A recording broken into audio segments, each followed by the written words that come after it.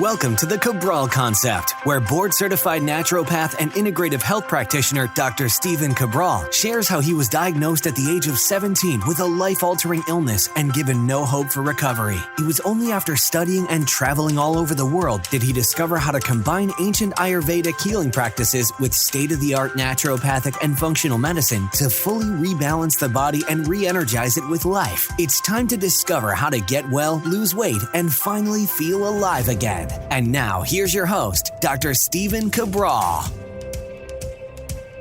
everyone, and welcome back to the show. It's great to have you with me here today on this Mindset and Motivation Monday. One of my favorite shows, as you know. I love being able to start fresh for a new week.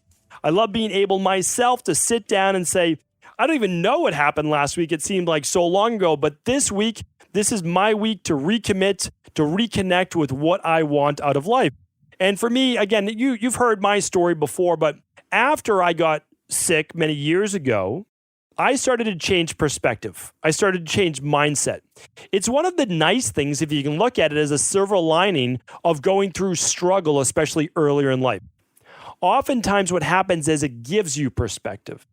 It allows you to understand that life is short. In the grand scheme of things, it is short. And it moves by very, very quickly. It's also one of the reasons why today, the topic that I want to share with you is that I don't want you to run through life being disappointed at every turn, with every obstacle along your way to achieving all the things that you desire in life. And those desires, they're not bad things. They're good things. It's all part of life. As I've said before, we are human beings. We're meant to be. We're meant to do. We're meant to take action. We're meant to have lots of thoughts, lots of ideas. We don't need to follow every single one of them, but the ones that seem to not go away, the ones that seem to kind of nudge at us, like, you might want to revisit that. You might want to think about that. Those could be part of your core values, or maybe one of the things that you've been put here on this earth to do. So listen to those ones. But I also want to let you know that it's your path. So a lot of people, they set out to achieve a goal, whatever it may be. And I'll share a couple examples in a moment. And they set out on that path that they think that it's going to be all sunshine and rainbows and unicorns, just like my youngest daughter loves. All of those things, right? And you set out on that path, you think that it's just going to be a straight shot to the top. That's what it's going to be. Well, we all start out that way because a lot of times we're excited about our goal. We can see it in our mind's eye. We can believe it. We can start to go after it. But we don't realize that along that path, there's always obstacles. They test us. They try us. It's essentially asking us, are you worthy of achieving this big goal that you've set for yourself? And if the answer is yes, you're going to get upset. That's okay. You might even feel a little disappointed. We're going to work on that today. But what you'll do is you'll recommit and you'll understand that achieving your goals is not a straight shot, but rather a zigzag. Hopefully it's a forward moving zigzag, but you're still bouncing from side to side because you've never been there before. You've never done it. Because if you had been there before and you had done it, you would have already achieved your goal. That's the truth. So clearly you haven't achieved your goal because something was missing. Maybe it was just the confidence. Maybe it was just you needed to take action and get after it. That could be it. That absolutely could be it. Or you've been taking action and you've been moving towards the goals, but it hasn't happened. Well, a lot of times that's because you lack the blueprint. You lack the map. How difficult would it be? For example, for myself, how difficult was it to get well when I had no map, no blueprint? There was no online when I was sick. Okay. So what happened was this. You get sick, you get unwell, you go to your primary care physician. And if you're lucky, now they're a functional medicine doctor or a naturopathic doctor or someone that's more integrative. And they can point you in the right direction. But if you don't, well, you're given the conventional route and you're given the conventional tests. And if those conventional tests say that you're within normal parameters, well, apparently you're not sick. And so, yeah, you're not going to have the blueprint. I didn't have the blueprint for a couple of years. Then I found a doctor that did have the blueprint. They gave me the blueprints. I followed it. I started to get better. I still continued to relapse because I didn't have the full map. Eventually, with more study, more education, and finally meeting my mentor, who gave me the map and said, "It's yours to make of it what you wish." She didn't say it in exactly those words, but this is what you need to be studying. So a lot of people, I think, believe that my mentor gave me an exact, do this, do this, do this.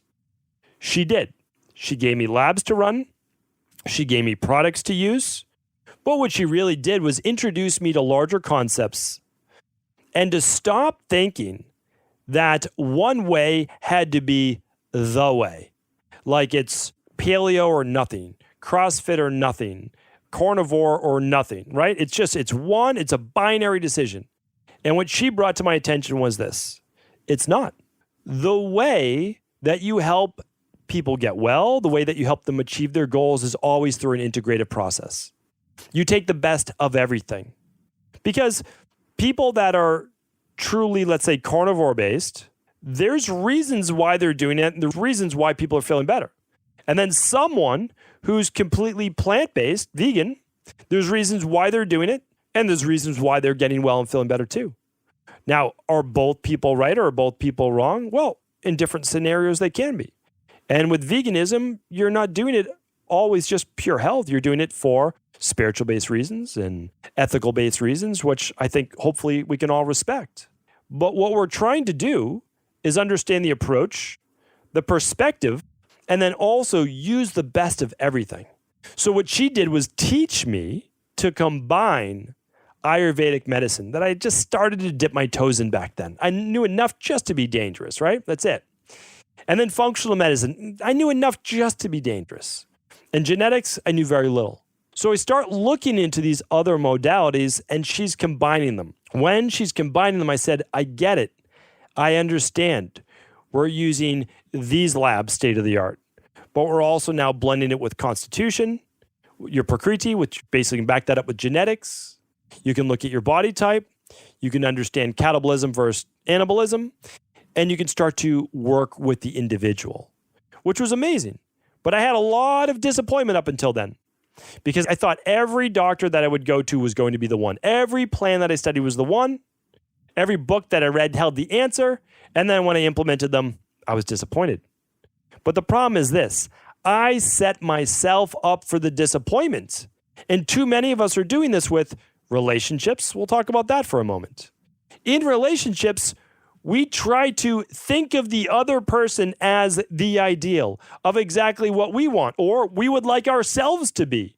And when they don't act like it or act in perfect accordance because they're living their own life as well, and they may have a bad day or whatever it might be, or they're not talking to us in exactly the right manner, and they're not showing us enough attention in the way that we want it. Well, the problem is this. It's because we've set it up in a specific way that if it doesn't happen that way, we're disappointed. We're always looking outside of ourselves for this reassurance, for us to feel better about us. There's a great quote out there right now, and I wish I could attribute it to the exact author.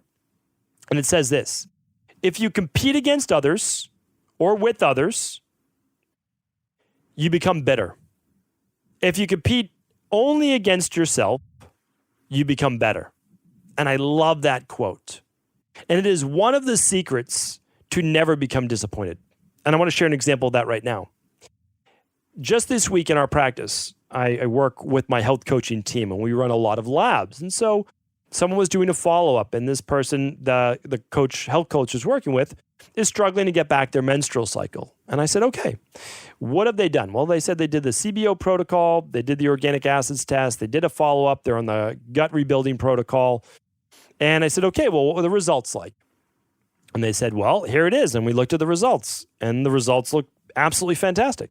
So they got rid of some yeast overgrowth and some bacterial overgrowth, including Clostridium markers. And I said, great. And I said, what other symptoms they had? They said, well, they had sleep-based issues. They had constipation, bloating, they had brain fog, and they have this missed menstrual cycle. And I said, okay. And I said, what has improved? They said, well, everything except they don't have their menstrual cycle back. And I said, okay. Have you run the thyroid adrenal hormone test yet? They said, not yet. We're hoping that they would have already got back their cycle by now. And I said, all right, let's talk about that. So they did the 12-week Candida bacterial overgrowth protocol. They began to eat better. They're now resealing that gut wall, one of the big stressors on the body. And now it's time to look at what other stresses there could be with work like emotional. We know it's not the food-based anymore. Over-exercising. We don't know if that's it. We have to talk with them about that because it could be. It could be poor sleep patterns. Could be other additional things that we have to look for. But the disappointment came by, and again, of course, the person, usually it takes, again, we'll go back to it. Usually it takes about 3 to 4 cycles to get back that menstrual cycle because you have to wait an entire 28 days, right? As you're rebuilding and repairing the body. But here's the thing. When you haven't had it for multiple years and you put a timeline on when you have to get it back, it can be very disappointing. And what we really needed to focus on was look at everything else that got better. The body is healing. There's no longer the yeast overgrowth and the bacterial overgrowth and the Clostridium bacteria, which are really pathogenic. You're sealing up the gut wall. There's less inflammation. You don't have the bloating anymore, the constipation or the brain fog. But the problem was, and believe me, I understand it because I've been here. You're focusing on the problem, which again, I get because you need to solve it. But you just essentially, to use the conventional medicine word, cured all those other things that were ailing you for years that may have very well attributed or contributed, I should say, to the amenorrhea or missed menstrual cycle. And now that those are fixed and the body's getting healthier, well, I can tell you this, a healthy body has a normal menstrual cycle. Healthy body isn't overweight. Healthy body isn't bloated. Healthy body doesn't have acne. All of these things, right? So as the body continues to heal, everything heals. The disappointment came from the timeline. The disappointment came from comparing yourself to the people who typically get back that menstrual cycle in 3 to 4 months, a lot of time that we work with. That is why it's the comparison. It's the, well, they did it, why didn't I? And we can always play that game. I played that game when I was younger. I acted and did pretty much the same things as all my friends in high school. Why did I get so sick? I couldn't have been the only one who took that many antibiotics, right? Why did I get so sick? I compared myself. That's why. Because it wasn't part of I didn't understand that that was part of my unique path. I didn't get it at the time. I get it now. I understand it now. I wouldn't have this type of energy I have now or passion for what I do had I not been so sick. Because my goal is to make sure that nobody else has to go through what I went through. And so when you have something to draw upon, it has more meaning. So my life has infinitely more meaning now because I went through a specific hardship that at the time left me devastated. Not disappointed, devastated. Because I saw no way out. How was I going to get better? The best doctors in the world, many of them Harvard educated, didn't know what to do with me. They didn't want to see me. I was the mystery case that nobody could solve. So what do? Pass me on to the next specialist. I saw dozens of specialists. There were no more specialists left. I saw the chief of staff, head of hospital, at, not arguably, rated one of the top 3 hospitals in the world. And they were great. They really were. They were great. And they said to my parents, they said this, we know that there is something wrong with your son. We're not going to say that. We're not going to say there isn't. But with the technology, the labs, and everything we have now, we just don't know what it is. So either he's going to get more sick, which I know that you don't want to hear, and then we'll be able to do something, or hopefully he gets better. And that was the best they had. You can't argue with that. You can't fault anyone for that. That is the lens that they look through. And all of us have our own lens that we look through with life. But here's the thing. We can change that at any moment.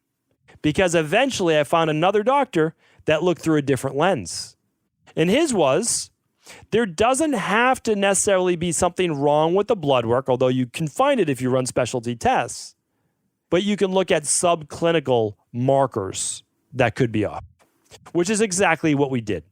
And then we brought it back to those same doctors with that information, and then they could run these specialty tests that no one had ever really thought about, because why would you ever think to run Addison's disease on a 17-year-old? It would be very rare. And again, I don't fault the doctors. It's just not the lens that they practice through. But I had to go through a lot of disappointment. There was a lot of disappointment because I had a limited frame of thinking. And that's why for you right now, I want you to look at your life of what are all the disappointments that you see. Because there's two ways to look at this. I really believe that this is not a bad thing. When you are disappointment, it shows a lack of apathy, which means it shows that you care. And that's a tremendous thing. So if you're like, I was disappointed about my health. Why? Because I wanted to do so much more with this body in my life. So I was disappointed, which told me what? That I care about my body, my energy, and what I can do with my life. That's a great thing. And for you, if you're upset about a relationship, that's a good thing. If you're disappointed, that's a good thing. And I'll tell you why. Because you want it to work. It means something to you. For a lot of people, they just say, whatever, doesn't matter. Same thing with body transformation. There's nothing wrong with wanting to lose weight, to feel like you have a good self-image, to feel better about yourself. I don't want you to tie your entire self-image to that. That's for sure. But if you feel like you're 50 pounds overweight, and if you want to lose that weight to get healthy, to feel better about yourself, I see nothing wrong with that. Nothing wrong with that. It's your body. You get to choose. You choose how you will carry it through life. And as long as it's healthy, then that's fantastic. And disappointed about your progress so far is not a bad thing. It means two things. One, that you care, that you want to make additional efforts. And number two, that you will most likely seek out an alternative because the method you're using right now is not working. So that's the thing. Whenever you get disappointed, good. Understand that whatever you're going for means something to you. You're passionate about it. That's great.